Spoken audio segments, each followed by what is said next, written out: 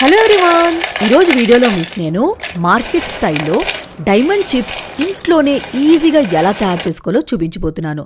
10 నిమిషాల్లో రెడీ అయిపోతాయండి. క్రిస్పీగా చాలా టేస్టీగా ఉంటాయి. అండ్ ఇవి మీరు 1 మంత్ వరకు స్టోర్ కూడా చేసుకోవచ్చు. సాయంత్రం పూట తినడానికి భలే ఉంటుందండి. ఎన్ని తిన్నారో తెలియకుండా తింటూనే ఉంటారు, అంత రుచిగా ఉంటుంది. సో వీడియోలోకి వెళ్ళి చూసేద్దామా ఎలా తయారు చేసుకోవాలో? పదండి. ముందుగా ఒక గిన్నె తీసుకొని అందులోని 1 కప్పుతో మైదా తీసుకోవాలి. మీరు కావాలంటే గోధుమ పిండితో కూడా చేసుకోవచ్చండి, బట్ మార్కెట్ స్టైల్లో అంటే మైదాయే యూజ్ చేస్తారు. అలాగే ఒక 2 టేబుల్ స్పూన్లు బియ్యం పిండి వేసుకోవాలి. బియ్యం పిండి వేసిన వల్ల క్రిస్పీనెస్ వస్తుందండి. 2 టేబుల్ స్పూన్లే, అంతకన్నా ఎక్కువ వేసుకోకండి. అలాగే కొంచెం ఉప్పు వేసుకోవాలి, 1/2 టీ స్పూన్ అంతా. ఇప్పుడు ఒక 1 టేబుల్ స్పూన్ వాము తీసుకొని ఇలా క్రష్ చేసుకొని వేసుకోవాలన్నమాట. క్రష్ చేసిన వల్ల ఇంకొంచెం మంచి ఫ్లేవర్ వస్తుందండి, మంచి వాసన వస్తుందన్నమాట. ఇప్పుడు ఒక చిన్న ప్యాన్ తీసుకొని అందులోని ఒక 2 టేబుల్ స్పూన్ నెయ్యి వేసుకోవాలి. మీరు కావాలంటే ఆయిల్ కూడా తీసుకోవచ్చు.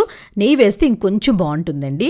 నెయ్యి బాగా హీట్ చేసుకోవాలి. హీట్ చేసిన తర్వాత ఈ పిండిలోని కలుపుకోవాలన్నమాట. నెయ్యి వేడిగా ఉంటుందండి, జాగ్రత్త. ముందు స్పూన్తో కలుపుకున్న తర్వాత చేత్తో కలుపుకోండి. ఉండలు లేకుండా చూసుకొని బాగా ఇలా రబ్ చేస్తూ పిండిని కలుపుకోవాలన్నమాట. ఉండలు ఉండకూడదు.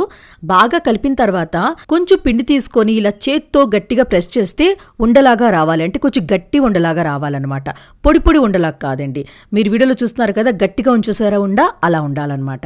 ఇప్పుడు కొంచెం నీళ్ళు పోసుకొని మనం పిండి ఎలా తడుపుకుంటామో అలా తడుపుకోవాలి, కానీ మరీ మెత్తగా పిండి మాత్రం తడుపుకోకూడదండి. కొంచెం గట్టిగా ఉండాలన్నమాట.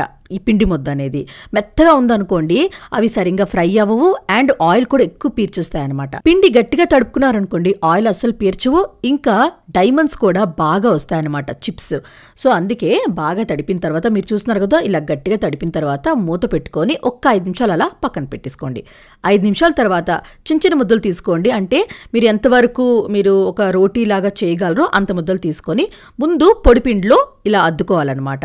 కొంచెం పొడిపిండి ఎక్కువే తీసుకోవాలండి, ఎందుకంటే స్టిక్ అవుతుంటాయి, చిన్న డైమండ్స్గా ఉంటాయి కాబట్టి. ఇప్పుడు రోటీలాగా కొంచెం అంటే సన్నంగా పాముకోవాలన్నమాట. మరి కొంచెం థిక్గా ఉండకూడదు, సన్నంగా పాముకోవాలి.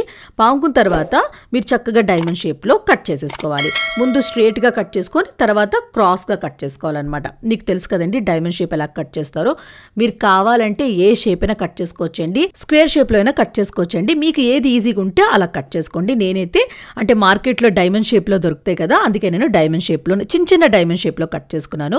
మీరు కావాలంటే పెద్ద డైమండ్ షేప్లో కూడా కట్ చేసుకోవచ్చు. చిన్నవి అయితే బాగుంటాయి, తినడానికి కూడా ఈజీగా ఉంటాయి అనమాట.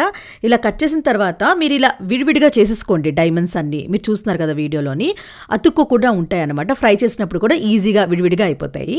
ఇలా విడివిడిగా చేసుకొని అన్నీ రెడీగా పెట్టేసుకోవాలి. అంటే మందర పిండి ముద్ద ఎంత ఉందో అంత పిండి ముద్దతోని ఇలా డైమండ్స్ చేసేసుకోవాలి. ఒక ప్లేట్లో వేసుకొని రెడీగా పెట్టేసుకోవాలి.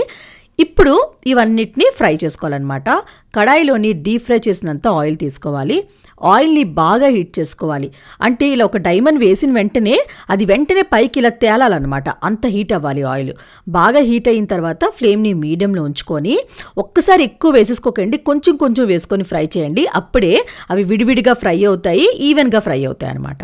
అండ్ మరీ ఎక్కువసేపు ఫ్రై చేసుకోకండి, 2-3 నిమిషాల్లోనే ఫ్రై అయిపోతాయి. లైట్ గోల్డెన్ కలర్లో ఫ్రై అవ్వాలి. కొంచెమైనా డార్క్ కలర్ చేశారనుకోండి, అవి చల్లగైన తర్వాత ఇంకా డార్క్ అయిపోతాయి. లైట్ గోల్డెన్ కలర్ ఫ్రై అయిన తర్వాత ఇవన్నీ తీసుకొని వేరే ప్లేట్లో వేసేసుకోవాలి. అండ్ నెక్స్ట్ బ్యాచ్ ఫ్రై చేసినప్పుడు ఆయిల్ని మళ్ళీ హీట్ చేసుకుని ఫ్లేమ్ని మీడియంలో ఉంచుకొని ఫ్రై చేసుకోవాలి. లో ఫ్లేమ్లో ఫ్రై చేసుకున్నారనుకోండి, క్రిస్పీగా ఫ్రై అవ్వు, ఆయిల్ కూడా ఎక్కువ పీల్చేస్తాయి అన్నమాట. సో ఇలా గోల్డెన్ కలర్లోనే ఫ్రై చేసుకోవాలి.